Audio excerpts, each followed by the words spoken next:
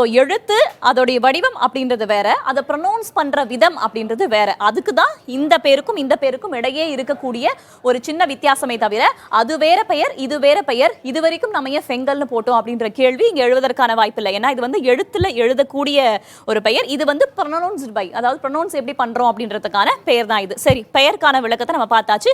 இப்போ நம்ம புயலுக்கு வருவோம். இப்போ பெஞ்சல் புயல் பார்த்தோம்னா நமக்கு கொஞ்சம் கொஞ்சமாக மேற்கு வடமேற்கு திசையில நம்முடைய வட தமிழகத்தை நோக்கி நகர்ந்து வந்து கொண்டே இருக்கிறது.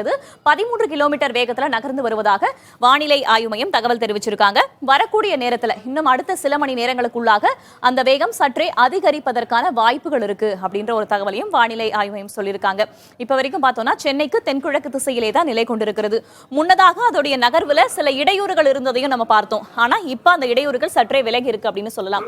சரி, வானிலை ஆய்வு மையம் தரப்புல இருந்து அதோடைய பாத் பத்தி என்ன சொல்லியிருக்காங்க, அதோடைய எதை நோக்கி நகர்கிறது, அதோடைய பாத் எப்படி சொல்லியிருக்காங்க அப்படின்றத இதை பார்க்கும்போது நமக்கு இன்னுமே தெளிவா புரியும். அதாவது CS அப்படின்னா சைக்ளோனிக் ஸ்ட்ரோம் அப்படின்னு ஏற்கனவே சொல்லியிருந்தோம். இது வானிலை ஆய்வு மையத்தால அதிகாரப்பூர்வமாக அறிவிக்கப்பட்டிருக்கக்கூடிய பாதை.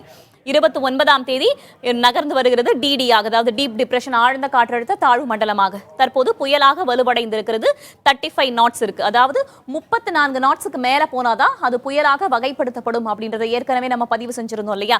அந்த வகையில 35 knots இருக்கு. இது தொடர்ச்சியாக மேற்கு வடமேற்கு திசையில இப்படி நகர்ந்து வரப்போகுது. 29ஆம் தேதி அதே 35 knotsல CS ஆகவே இருக்க போகிறது.